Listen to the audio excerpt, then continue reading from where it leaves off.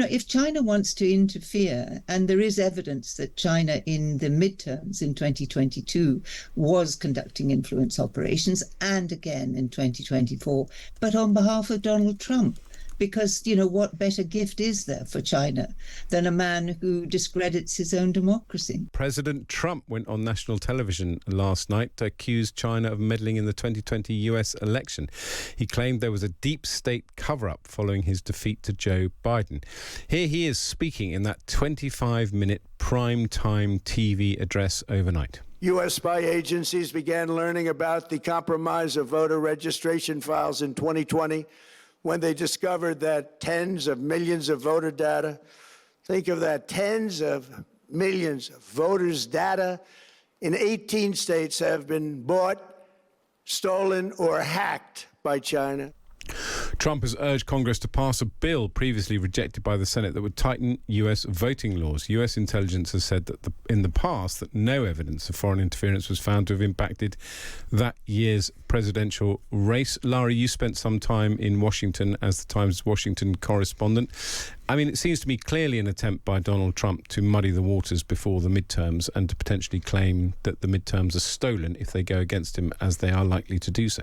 Yeah, so his approval rating has fallen, I think, to around 37% now, following, of course, the war in Iran, concerns with cost of living pressures as well. So I think, Trump has clearly been feeling a bit of pressure, but it was very interesting to see that these claims, election interference claims, are not new from President Trump, but these claims that the claims that he made last night and the kind of mass release of these heavily redacted files that are still being reviewed came in a form of a kind of primetime address, which actually was very interesting. Not all the broadcasters aired that address, and Trump has now been very critical of some of those who didn't do so. So I think it's quite an interesting question as to how people are engaging with these particular claims, and it's worth noting that the US intelligence community has actually already concluded previously that China didn't interfere with that 2020 election, and so far there's not been any kind of real evidence that those claims that Trump has made have been substantiated.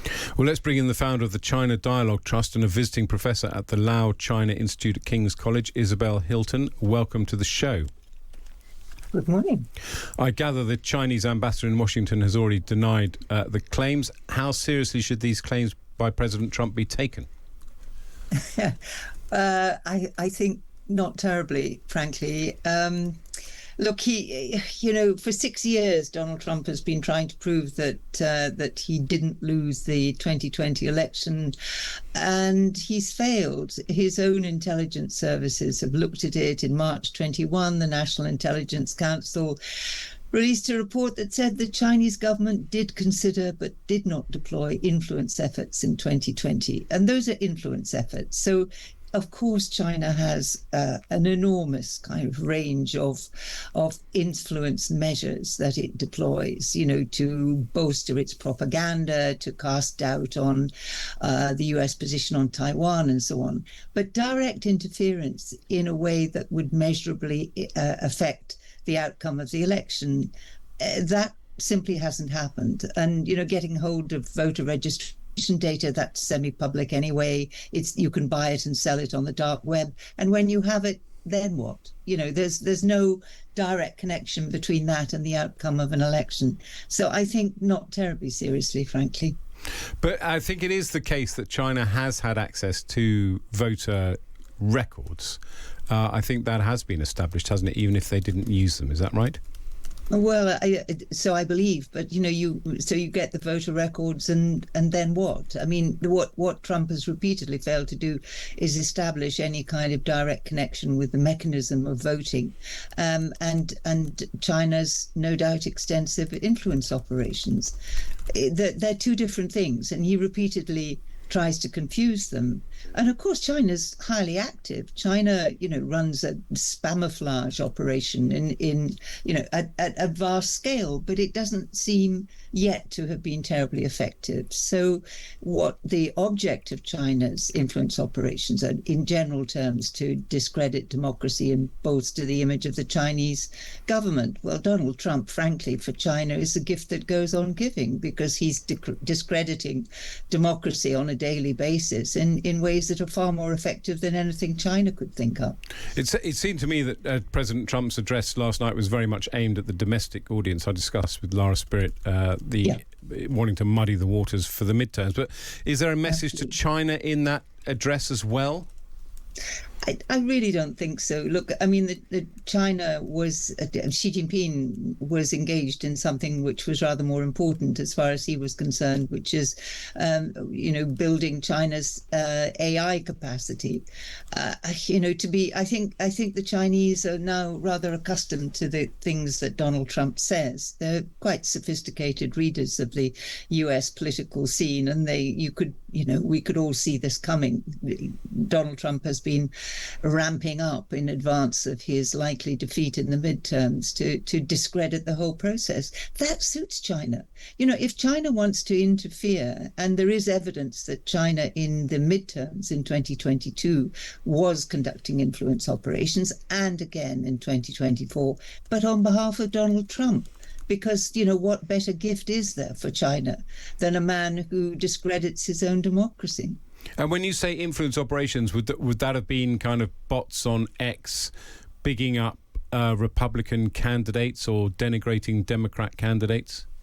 Or sowing confusion, exacerbating the kind of thing that we're very used to the Russians doing, who didn't seem to get much of a mention in Donald Trump's speech. But, just degrading the quality of public debate, exacerbating existing conflicts, picking out existing arguments, anti-Semitism, Gaza, just amplifying the divisions that already exist in American society.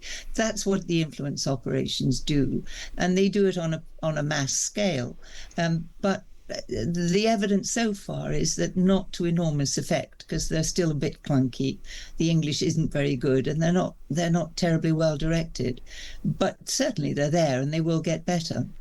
Isabel Hilton, the founder of the China Dialogue Trust and a visiting professor at the Lau China Institute at King's College. Thank you for coming on the show, talking about Donald Trump's speech last night, a television address where he talked about Chinese influence on the 2020 presidential election. We heard from Caroline this afternoon that what the president plans to say at 2100 tonight will reveal findings and it will shock you. So she's urging Americans to watch. It's not clear, by the way, if all of the major American broadcasters are going to air this speech live, coming as it is in prime time.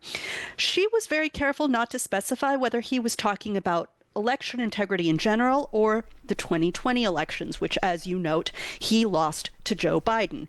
And, in the face of inquiries, in the face of numerous lawsuits, and in the face of zero evidence that this election was rigged, and also he was the president at the time of that election. So it raises a lot of questions. And this comes amid a new effort by Trump's Justice Department and his Director of National Intelligence and the nominee to kind of dig into, past elections in Georgia, in Arizona, in asking states for their updated voter rolls, which states run elections. They aren't required to collaborate with the federal government on this level for the administration of elections. So this is going to be a very interesting address from the president. And it's also interesting because we're hearing grumblings on Capitol Hill from Republicans who wish that he would just focus on the economy, which is maybe, they argue, a stronger message going into the midterm elections.